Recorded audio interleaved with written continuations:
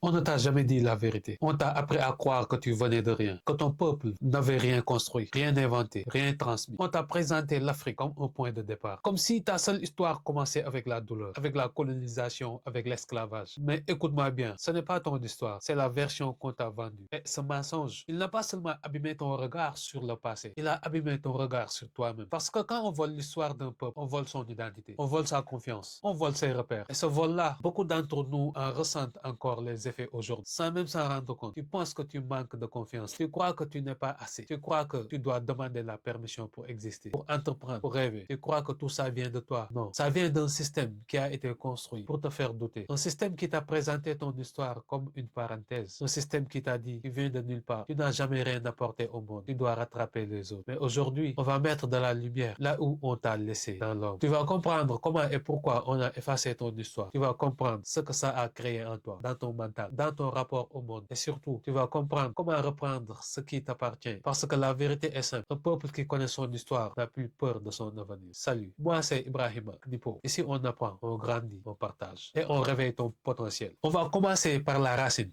le point d'entrée du conditionnement. Le mensonge fondateur. Pendant des siècles, on t'a répété la même phrase, sous mille formes. L'Afrique n'a rien fait. Tu l'as entendu à l'école, dans les documentaires, dans les films, dans les livres d'histoire qui ne parlent même pas de l'Afrique avant le 15e siècle. C'est ça la première violence, pas la colonisation physique, la colonisation mentale. Parce que quand tu racontes à un enfant qu'il vient du vide, tu peux lui faire croire n'importe quoi. Tu peux lui faire accepter l'inacceptable.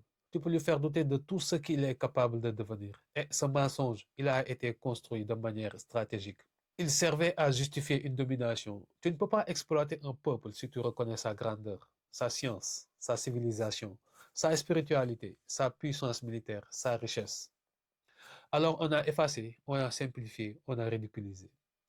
On a réduit des siècles d'histoire à trois mots: tribu, famine, chaos. Comme si tu venais du désordre. Comme si ta culture n'avait jamais eu de structure. Comme si tes ancêtres vivaient sans vision, sans système, sans intelligence. Mais voilà la vérité. Ce mensonge-là, il n'a jamais été innocent. Il a été pensé, structuré, martelé. Il a pénétré les écoles, les médias, les programmes éducatifs. Il a façonné les mentalités. Il a installé un doute profond, un doute sur la valeur de ton peuple et donc sur ta propre valeur.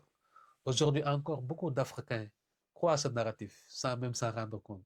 Ils glorifient les autres civilisations, ils idolâtrent les modèles extérieurs, ils répètent des phrases qui ne viennent pas d'eux et ils se minimisent sans comprendre que ce n'est pas eux, c'est le mensonge.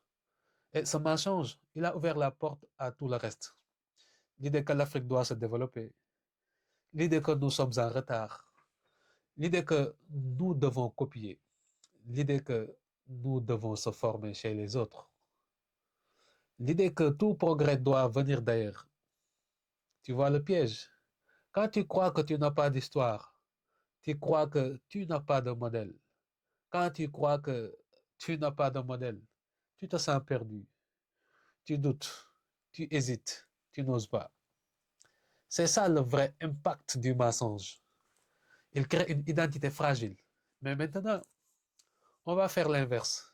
On va remettre la vérité sur la table et tu vas comprendre pourquoi.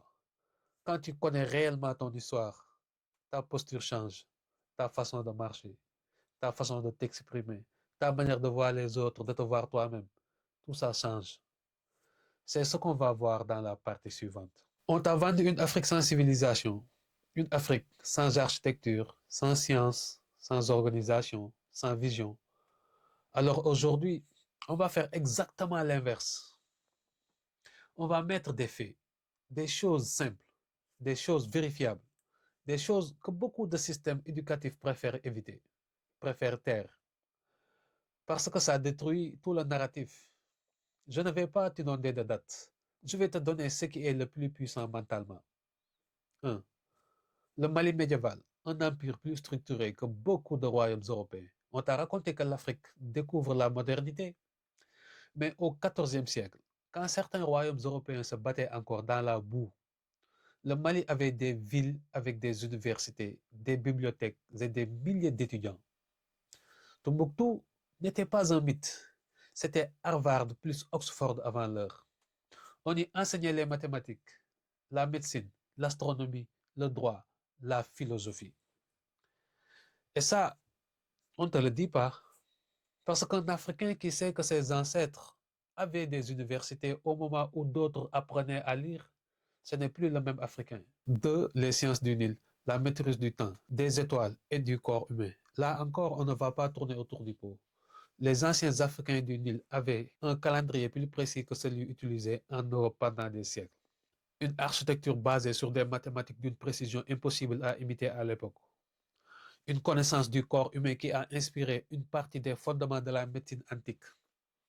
Mais cette vérité dérange, parce qu'elle casse l'image de peuple primitif. Elle montre que tes ancêtres savaient aligner des monuments avec des équinoxes, prédire les crues du fleuve et organiser des sociétés hiérarchisées avec des systèmes économiques fonctionnels. Tu te rends compte? On t'a appris que ton histoire commence avec la dépendance, alors qu'en réalité, elle commence avec la maîtrise. 3. Le royaume du Congo. Diplomatie, monnaie, administration. Personne ne te parle du Congo précolonial. Pourtant, avant tout contact européen, le Congo avait une monnaie codifiée, Nzimbu, une administration organisée, des provinces gérées par des gouverneurs, un système judiciaire clair. C'était un État structuré avec une vision, des règles, une diplomatie. Rien à voir avec l'image qu'on te montre dans les manuels. 4. Les femmes africaines, guerrières, stratèges, reines. Ici, je veux que tu retiennes un nom, Nzinga Bande. Une reine qui a tenu tête à une puissance coloniale européenne avec une intelligence politique redoutable. Des siècles avant qu'on parle de leadership féminin, elle faisait déjà ce que beaucoup n'oseraient même pas imaginer aujourd'hui. Et elle n'était pas seule. L'Afrique est remplie de figures féminines puissantes, mais on t'a appris l'inverse. Ce que tout ça veut dire, ces vérités ne sont pas là pour faire joli. Elles servent à une chose, détruire le mensonge fondateur. Parce que quand tu réalises que tes ancêtres construisaient, administraient, inventaient, enseignaient, dirigeaient, commerçaient, soignaient, observaient les étoiles, bâtissaient des modèles sociaux avancés, alors tu ne te vois plus pareil. Tu ne marches plus pareil. Tu ne rêves plus pareil. Tu comprends que tu n'es pas le produit d'un retard. Tu es le produit d'une interruption. C'est pas la même chose. Et c'est seulement maintenant qu'on peut passer à la partie la plus sensible. Celle qui fait mal, mais qui explique tout. Si tu veux vraiment réveiller ton potentiel et comprendre ton histoire, abonne-toi maintenant. Active la cloche et rejoins le mouvement Knipo. Partage cette vidéo avec quelqu'un qui doit voir ça. Quand on parle de colonisation, on te parle toujours de terre, d'armée, de frontières, d'économie. Mais la vérité, la vraie, celle qu'on évite soigneusement, c'est que la plus grande colonisation n'a jamais été physique. Elle a été mentale, intérieure. Elle a été psychologique. Et c'est celle qui fait encore le plus de dégâts aujourd'hui. 1. Le doute permanent. Suis-je légitime? Tu connais ce petit doute qui t'accompagne, celui qui te fait hésiter avant de prendre la parole, celui qui te fait croire que tu dois être parfait pour être crédible, celui qui te fait penser que les autres sont plus sérieux, plus professionnels, plus compétents. Ça, c'est une conséquence directe du narratif qu'on t'a imposé. Quand on t'apprend que tu viens d'un peuple incapable, tu finis par croire que ta voix compte moins, que ton opinion vaut moins, que tes idées valent moins. Ce n'est pas ta timidité, c'est une construction. 2. La comparaison automatique. Les autres sont meilleurs. On t'a habitué à mettre le monde occidental sur un piédestal, à voir leur histoire, leur science, leur organisation comme le modèle. Et quand ton cerveau grandit avec cette idée, tu ne compares plus les systèmes, tu te compares toi-même. Et là, tu perds automatiquement. Parce que tu joues dans un cadre où tu es déjà présenté comme arriéré. Ce n'est pas la vérité, c'est le cadre. 3. La peur de la réussite. Oui, ça existe. Beaucoup d'Africains ont une peur cachée de réussir. Pourquoi? Parce que réussir, ça veut dire se montrer, s'affirmer, exister publiquement. Or, pendant des générations, on t'a puni pour ça. On t'a humilié pour ça. On t'a appris à rester à ta place. Donc, même quand tu veux avancer, il y a un frein invisible. Comme si tu disais, Si je monte trop haut, je vais être attaqué. Si je me montre, je vais être jugé. Si je réussis, je vais attirer la haine. Ce n'est pas rationnel, c'est historique. 4. L'hyperadaptation. Tu changes selon qui est en face. Tu l'as déjà vécu. Ta manière de parler change. Ton énergie change. Ton attitude change. Selon le type de personne que tu as en face. C'est ce qu'on appelle l'hyperadaptation. C'est une stratégie de survie née d'un rapport de domination. Tu t'ajustes trop. Tu t'effaces. Tu simplifies ton identité pour éviter les chocs. C'est le résultat d'un conditionnement profond. On t'a appris à ne jamais déranger, à être discret, à être sage, à être calme, pas pour ton bien, pour leur confort. 5. Le syndrome du merci. S'excuser d'exister. Tu l'as déjà vu autour de toi. Des gens qui disent merci pour tout, qui s'excusent pour des choses normales, qui demandent la permission d'être eux-mêmes. Tu le vois dans le travail, dans les études, dans les interactions policières, dans l'administration, dans les écoles. Cette attitude-là, elle ne vient pas de nous. Elle vient de l'histoire qu'on nous a imposée. Elle vient de la façon dont on a façonné notre image de nous-mêmes. Ce que tout ça veut dire, la colonisation mentale n'est pas un concept abstrait. C'est un logiciel. Un logiciel installé de force dans ton esprit. Un logiciel qui te fait sous-estimer ta valeur, qui te fait douter de ta place, qui te fait minimiser ton potentiel. Ce logiciel-là, beaucoup d'Africains vivent avec sans même savoir d'où il vient. Mais maintenant, tu sais, tu vois clair. Et quand tu comprends d'où vient la coupure, tu peux commencer la réparation. Et c'est exactement ce qu'on va faire maintenant. Tu sais maintenant ce qui t'est arrivé. Tu sais comment ton histoire a été amputée, comment ton identité a été étouffée, comment ton image a été déformée. Mais tu sais quoi? Cette vérité ne doit pas te déprimer. Elle doit te réveiller. Parce qu'à partir de maintenant, tu n'es plus un spectateur. Tu redeviens héritier. Tu redeviens acteur. Tu redeviens gardien d'une ligne immense.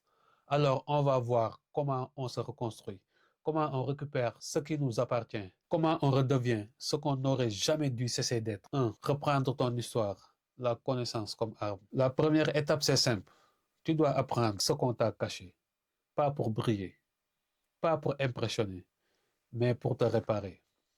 Parce qu'un Africain qui connaît son histoire est un Africain qui marche droit, qui parle fort, qui n'accepte plus les récits qu'on écrit à sa place. Alors, lis, regarde, écoute, creuse. Pas besoin de devenir historien, mais reconnecte-toi à ton passé.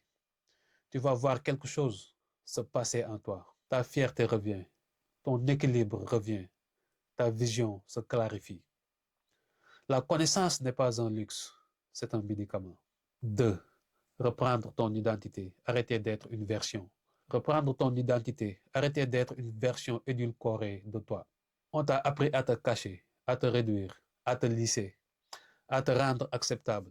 Terminé. Tu n'as pas été créé pour t'excuser d'exister. Tu n'as pas été créé pour marcher sur la pointe des pieds. Tu n'as pas été créé pour imiter ce que les autres ont déjà fait. Tu as une identité riche, une culture profonde, une langue, une énergie, un style, une force.